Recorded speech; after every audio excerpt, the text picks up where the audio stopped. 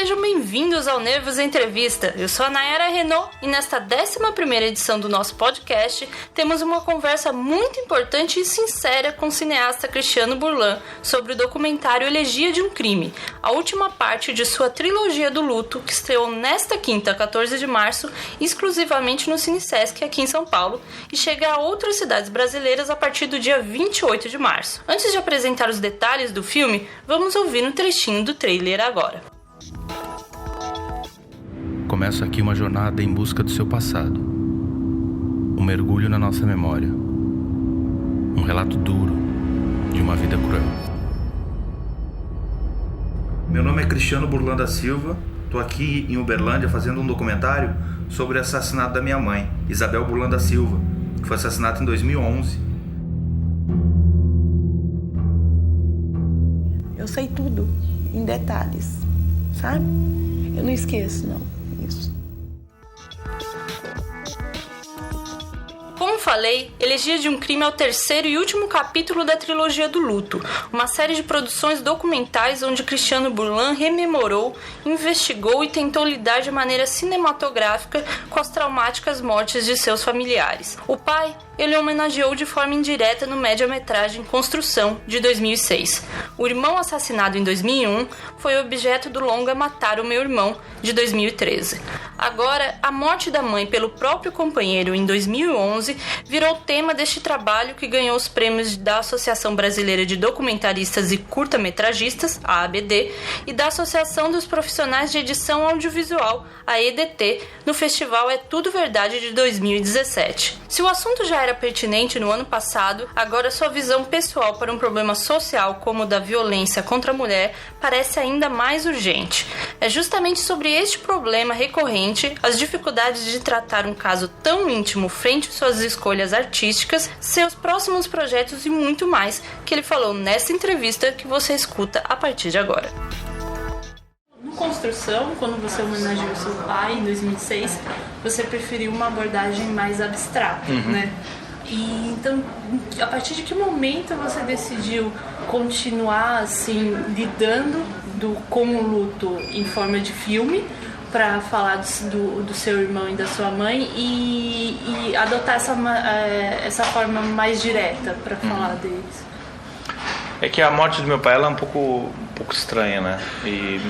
E quando eu fiz o filme sobre meu pai, que não é sobre ele, mas talvez tenha a ver com temperamento, e eu trabalhei em construção com ele, então tem a ver com essa memória, né, de obra. É uma trilogia, mas os filmes eles conversam através de um tema, que é a morte e a família, né? Esse resgate da memória. Mas como linguagem eles são completamente distintos. Mas eu acho que o Elegia e o Matar o Meu Irmão eles são distintos também na sua narrativa, né? Matar é um filme seco, aparentemente simples, mas é um filme que eu fiz em 5 dias, mas demorei muito tempo para montar. Então é um filme muito direto, ele é bem porrado, né? Ele tem mais efeito quando você assiste no cinema. O Elegia é um filme mais complexo, porque você está falando sobre mãe, né? E é assassinato de uma mãe, é um feminicídio, né? Então são muitos temas que permeiam o filme, né? Eu poderia ter todo um discurso pronto sobre isso, mas tem coisas que eu não tenho resposta, sabe? A minha relação com o cinema é mais empírica, mas eu vou pensando e vou fazendo enquanto eu estou vendo e agindo. Quando o Bergman fez o Gritos e Sussurros, ele lançou o filme e perguntaram para ele assim, sobre o que é o filme. Ele não sabia. Aí ele disse sobre a minha mãe, ele inventou toda uma história. 2 semanas antes de morrer, ele falou, olha, eu tenho que assumir que na verdade o Gritos e Sussurros para mim é sobre mulheres de branco, vestido branco, num quarto vermelho. E é só isso. Eu falei, é claro que o filme ele tem muitas questões, né? Mas para mim, até vendo hoje, é difícil te descrever isso de maneira muito, muito orgânica, né? Eu sabia muito bem o que eu não queria. Nesse principalmente. Isso já é uma grande coisa quando você inicia um projeto, né? De um filme novo. E o que você queria evitar nesse caso? Eu não queria levantar bandeira, tá? Porque seria muito oportunista da minha parte, eu acho, falar que esse filme, é claro que ele é sobre feminicídio, mas ele não é só sobre isso. É claro que ele tem uma atualidade meio apavorante, até porque os números de violência contra a mulher no país explodiram. Sim. Ao mesmo tempo, eu te digo que isso fez parte da minha história na periferia de São Paulo e no interior, no Rio Grande do Sul, onde é um estado completamente machista. Os homens sempre foram violentos com as mulheres da minha família. Então esses números sempre existiram. O que hoje o que acontece é que esses números aparecem. Exatamente. Né? Mas eu me criei na periferia, então era comum você ver o vizinho chegar bêbado e dar porrada na mulher, até matá-la. Né? Então isso sempre existiu. É que agora com a internet esses números aparecem mais. Né? Exato. E com as mulheres também denunciando também, mais. Então toda essa articulação, se sentir... estar em pauta, que né? já é muito difícil, né?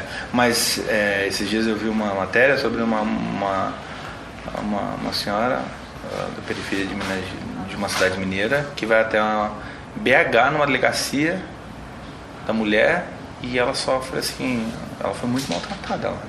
Imagina num distrito policial lá no 47DP, no Capão Redondo, quando a mulher chega e fala que o namorado bateu. Ela tá sempre culpada, como se ela devesse alguma coisa, né? Sim. E não é porque eu sou um cara legal, porque eu também sou homem, sou machista, nascendo do Sul, tem isso dentro de mim. Sim. É que eu tenho consciência disso. Dessa desconstrução, mas não é que eu melhorei e me curei. A gente não se cura disso. Essa violência masculina a gente tem dentro da gente. É um demônio que tá ali que você tem que prestar atenção. Mas eu vivi isso na pele, entendeu? Sim. Minha mãe, minhas primas, né? Tanto que você cita que é uma sucessão, né? De casos de relacionamentos abusivos que acontecem com ela, não é? Não vem aquilo do nada. E aí algumas pessoas justificam no próprio filme, que é assustador, como se talvez a culpa fosse dela por ela ser bonita, entende? Sim. Né? Isso é muito estranho, assustador. Eu coloco isso no filme... E a fala vem de uma mulher, então é porque está internalizado, né, dentro da gente. Isso, isso é muito assustador. E aí eu me pego em umas questões também, né? Mas é óbvio que o tema é esse, mas o tema também é sobre um filho tentando... O luto, ele age de maneira muito distinta na gente, né? Para mim, a imagem da minha mãe se apagou, não consigo, desde o velório eu não consigo ver o rosto dela mais. Então é um pouco como a última imagem, que é meio desfocada, né? É baixa resolução, eu não vejo o rosto dela. Então o filme também serviu para tentar reconstruir essa imagem. Mas não é tão falocêntrico quando eu estou falando, não é só sobre eu, porque não teria sentido fazer filmes se fosse só sobre isso.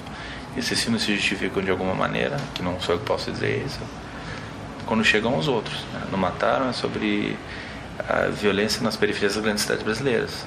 De muitos irmãos são assassinados, não é só meu. Sim. Aqui é sobre um filho que perde uma mãe, com uma família destroçada pelo contato com a violência e afins, mas é sobre violência contra a mulher também. Sim. Né? Mas não é só sobre violência contra a minha mãe, mas como muitas mulheres. Sim. Hoje, eu já abri o jornal e na internet, já tinham números, um monte de mulher foi assassinada, 13 por dia em geral. Né? Isso é absurdo. Não, a gente se depara assim... A gente vê os números e aí de repente acontece assim meio perto de casa, você se depara. Eu lembro, um parênteses aqui, no Natal, assim, Natal, feliz, a gente tirou foto ali de um presépio bonito que tinha num condomínio ali do lado. E aí você escuta assim, uma mulher gritando e tal, e eu pensando, ela tá bêbada, tá brigando com o porteiro. E aí que entendo na hora que ela sai pra gaiola que o namorado dela tá batendo nela. E assim, precisou a gente ir lá e calma, de fora da gaiola, pro porteiro tomar uma atitude, abrir e sair com aquela cara assim, tipo... É foda, né? Exato. E as pessoas não se intrometem, aquela briga de marido e mulher não se mete a colher com essa frase. Exato. É horrível. Exato. Mas se tem uma ideia que isso acontece na periferia, não é, sabe? Exato. Eu tive uma companheira há muitos anos atrás, e ela era uma mulher muito sofisticada, falava 7 idiomas. Ela era consultora de uma agência chamada Boaz Ali, e o marido dela na época era vice-presidente do JP Morgan, banco americano. Ela foi casada com ele durante 7 anos e apanhou desse cara. Ele era viciado em crack, era muito violento. A Isabelle Ruppert, durante 15 anos, apanhou do marido. E você via que tinha uma certa tristeza nela, você não sabe o que é, né? Então não tem a ver com classe social. Não. Claro que isso é um número muito maior em classes sociais, né? Mas tem muito cara, gente, família que parece perfeita, que é muito violento ali, que a gente não percebe. Mas acho que tem uma coisa que eu entendi no caso da minha mãe, que, claro, a violência física, né, que até acabou com a vida dela, mas tem uma violência silenciosa ali, masculina, que a gente não percebe, que eu sei que eu tenho isso como homem também, né, e que a gente... essa violência é horrível, né? do pequeno controle, né? Sim. E é assustador quando você percebe que você está fazendo isso também e vê isso nos relacionamentos. É muito doentio. E então, como que foi pra você justamente lidar com esses... porque você aborda essas questões sociais falando de obviamente, casos pessoais e pra você lidar, assim, você criou um limite ou você não quis criar um limite entre o Cristiano diretor e o Cristiano pessoa, sabe, na hora de... Não, tem um distanciamento, mas nem sempre eu consegui. Eu posso dizer que eu tinha muitas pretensões com esse filme, como no cinema mesmo. E eu tive que abandonar todas, porque assim, é como se a sensação que eu tenho é que eu cheguei na arrebentação, olho do outro lado, mas eu tive coragem de atravessar. Eu paguei um preço muito alto para fazer o filme, né? Então eu tive que diminuir meus devaneios estéticos como realizador para preservar um pouco a memória da minha mãe, né? Porque eu estou me expondo e expondo os outros também. Sim. E tinha uma certa responsabilidade. Então talvez pudesse ser um filme mais elaborado esteticamente, com uma narrativa que pudesse rodar para grandes festivais internacionais. Mas aí eu estaria anulando completamente uma certa honestidade que eu tenho em relação ao cinema. Sim. Sabe? Porque eu sei que tipo de linguagem esses festivais pedem da gente. Eu vejo muito uma nova geração de realizadores se deixando enquadrar nisso muito rápido e perdendo uma certa potência que a gente tem latino-americana para se render à estética, o exotique francês que eles esperam. É o world cinema. Isso eu resisto completamente. Eu não troco meus filmes ruins pelo melhor filme gringo. Isso é uma frase do Paulo Emílio, né? Então, mas não é fácil, né? A gente tem vaidades como realizador, né? Mas como é que eu posso sintetizar uma coisa que é tão cara, que é a história da minha mãe e o assassinato dela, a tragédia da minha família, a serviço de uma carreira, de um filme bom? Aí eu perco a moral na quebrada. Sim. E aí sempre penso, o que meus amigos bandidos da época que era meio... cometiam uns delitos lá no Capão, eu falo na quebrada, tá entendendo? Sim. Ou então, tu conhece aquela piada do Billy Wilder? Você chegava no escritório dele, tinha uma frase com o diretor, esqueci agora, acho que é o Murnau. O que o tal diretor que ele adorava faria naquela situação, né? Aí eu sempre pergunto o que os meus amigos na quebrada, na banca de malandro iam falar, né? Sim, sim. Então, estou sendo um pouco supérfluo, mas é isso. Mas não foi um filme fácil de fazer, nenhum é. E esse pelo tema, né? E sempre a insegurança de... Porque você está tocando em questões... A questão é sair do eu. Porque não é o eu, é o outro. Se você fica no eu, aí você se torna um fazedor de filmes, que é o que mais tem por aí hoje em dia. Claro que ter a consciência da coisa não te salva de cometer os mesmos equívocos. Sim, mas de como transformar isso pra não ser só um próprio divã. Total, porque terapia é mais barata que fazer cinema, né? Sim. E a grande questão é ética e moral, claro. Sim. Mas é uma coisa muito simples. Aonde colocar a câmera e qual a distância justa? Sim. Isso é muito difícil. Isso você não aprende, não é fazendo muitos filmes, não é com uma maturidade. Tem filmes que você tem essa consciência e consegue executar isso. E isso fica claro. Tem filmes que não acontece.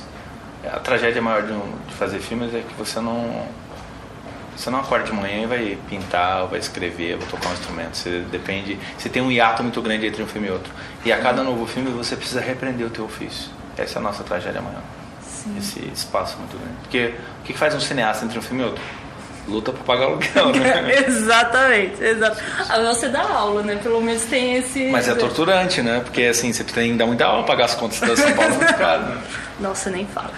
E nesse... Você falou assim de ser diferente, mas tem algo que você deixa, digamos assim, que você traça um paralelo igual no Mataram Meu Irmão e no Elegia, justamente na abertura, de vir dessa ligação burocrática para aí depois vir mostrar o que por trás dessa burocracia do trabalho formal que engessou essas pessoas e dos números que anestesiou a gente, existe essa vida, assim, né? Não, com certeza tem. Isso foi pensado. Ao mesmo tempo, eu joguei muito rápido fora uma cobrança que eu tinha de chegar no grau, porque o Mataram foi muito simples, eu fiz 5 dias. Sim. Quase nada de dinheiro. E aí eu rodou muito festival lá fora, ganhei muito prêmio. Aqui no Brasil, entrou em cartaz, até hoje esse filme roda. Eu ganhei prêmio do governador, é tudo verdade. Todos os principais prêmios que eu podia ganhar no ano eu ganhei. prêmio do Sesc. Lá fora foi muito bem aceito, assim, rodou muito festival internacional, me levou para vários lugares do mundo que eu não imaginava. E aí, claro, vai fazer esse filme e você fica... A expectativa em relação ao filme, né? Eu anulei isso completamente. São filmes distintos, né? Mas o começo tem a ver, assim. Só que o começo do Matar eu acho que é o meu melhor momento, assim, como realizador. Que é horrível, né? Eu tô falando da morte do meu irmão e falando como cinema. Sim. É difícil essa Mas é... Aquela tela preta com aquele áudio, pra mim é tão forte como cinema. Porque vai no cerne da questão, entende? Sim. Em trabalhar em quem tá assistindo, sabe? E é uma série... Quando eu mostrava, eu fico, você é louco, vai colocar tanto tempo de 4 minutos e pouco de uma tela, só o som. E aí eu tentava explicar que isso já foi feito, que não é novo, mas que tinha elementos cinematográficos. Eu mostrei para uma mulher, uma espanhola que assistiu, que a gente estava no laboratório da UFP. Aí ela falou assim, esse daqui eu sou... Aqui eu vejo um cineasta, que não está maduro ainda, mas aí tem cinema. Para mim isso foi um elogio muito grande, né? Porque eu tive que lutar muito por essa escolha narrativa. Sim. E é difícil, né? E às vezes você luta e também se equivoca, né? Então, sabe, bancar as opções estéticas são difíceis. Sim. Mas é estranho, porque é como se eu me sentisse culpado por falar esteticamente de uma coisa que o cinema fica muito menor diante da tragédia toda aqui em Bonn. Agora, só uma curiosidade minha, eu assisti o filme no É Tudo Verdade, então já faz quase um ano. E teve alguma mudança no corte? Não. Nada. Não. E alguma novidade no caso? Não. Não. Continua foragido. Não, no corte acho que tiveram algumas coisinhas assim, tecnicamente de som, mas não mudei o corte, o tempo ao mesmo do filme. E não, o cara tá foragido ainda. Tá solto. E parece que matou mais mulheres do que 2. Ah, tá. Vocês então, conseguiram descobrir? as coisas chegam, porque tem parentes, sabe? Sim. E esse mundo assim de crime, de polícia, tão nojento, é horrível. É horrível. É um ambiente pesado para estar, sabe? É bem intenso. Sim. E você comenta que o seu crime, né? Aquela frase ficou demais, que o seu crime é filmar. Então, até pelo que você falou aqui, qual que é o peso que essa arma, que a câmera tem pra você? Assim, é disso, dessa responsabilidade, né? Se num documentário você não filma, você tem uma responsabilidade, né? Que a pessoa está se expondo, ela não tem ideia do que você vai fazer com o discurso dela. Sim. Só eu vou ter na montagem, né? Então, eu acho que uma maneira de não ser tão sacana é de que a pessoa sinta que quem está atrás da câmera está pensando no outro, não só no discurso do filme. O Santiago é um filme que fala muito sobre isso. Você assistiu, do João Moreira? Sim, sim. Eu fiz um documentário sobre projecionistas. Uma vez eu, numa cabine de projeção, entrevistando o projecionista, ele falou uma frase fora de contexto que eu achei muito bonita e pedi para ele repetir. Eu gravei 75 tomadas da frase até achar que estava bom. Quando eu fui para a edição assistir o material, eu percebi, porque aquilo foi um aprendizado como realizador, de como eu era escroto, não lembrava do rosto daquela pessoa, nem do tom de voz dele. Eu só tava pensando na frase, pro crédito, pro trailer do prêmio do filme que ia ganhar, que eu não tinha feito ainda. Tá entendendo? Sim. Aí, porra, não é isso. Não sei o que é cinema, mas não é por esse caminho, entende? Então, sim, são esses pensamentos que você vai adquirindo. Então, cada filme você aprende alguma coisa, mas não que você não vai cometer os outros equívocos em outros próximos filmes. Sim. E falando em próximos filmes, você é um cineasta muito prolífico, né? Sempre tá com geralmente 2 filmes por ano em festivais, etc. Então, o que você pode adiantar dos seus próximos trabalhos, além do lançamento comercial do Elegia? Eu estou montando uma nova ficção que eu fiz com a turma do Slam lá da Zona Leste, chama Batalha. É uma ficção só com... Os diálogos não são coloquiais, são todos em Slam. Legal, bacana. Que eu fiz muito em 3 dias só. Eu vou filmar minha primeira ficção com recursos, projeto de 7 anos, o protagonista é Marcela Cartacho, chama A Mãe, estou esperando cair o dinheiro, e finalizando uma série do Paulo Freire gigantesca de 5 episódios sobre a história do educador e pedagogo Paulo Freire, pro Sesc TV. Bacana. E tá bom, né? Aí vou pré-produção de uma peça também, sim, que eu faço teatro, é isso. Bacana. Pouquinha coisa, é pra não pensar na vida, senão você enlouquece, né? Sim, é melhor trabalhar. Gostaram da conversa? Eu adorei. Mas quem já ouviu o nosso podcast sabe que o Burlan tinha de deixar a sua dica no Conexões Nervosas, nosso quadro de recomendações em que os próprios artistas falam de obras relacionadas ao seu trabalho. Então, se você gostou de assistir ao filme Elegia de um Crime, também pode curtir de um livro do James Ellroy, chama Meus Lugares Escuros.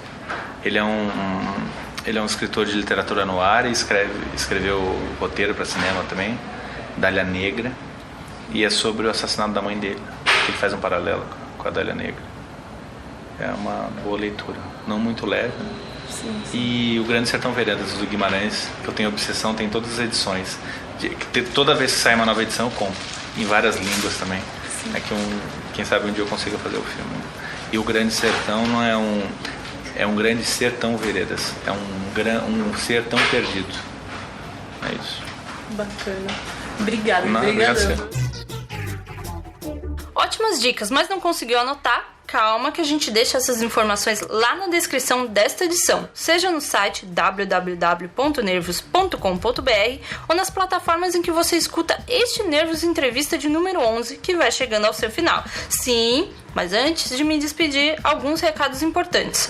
O filme Elegia de um Crime estreou primeiro aqui em São Paulo, no Cine Sesc, nesta quinta, 14 de março, mas daqui a 2 semanas, a partir do dia 28 de março, será lançado em outras cidades brasileiras. Então fique de olho na programação aí perto da sua casa. E também fique de ouvidos bem ligados no nosso podcast, sempre trazendo entrevistas com equipes de filmes nacionais e também internacionais, como você pode conferir na edição anterior de número 10, em que falamos tanto do longa brasileiro Último Trago, quanto do português Raiva.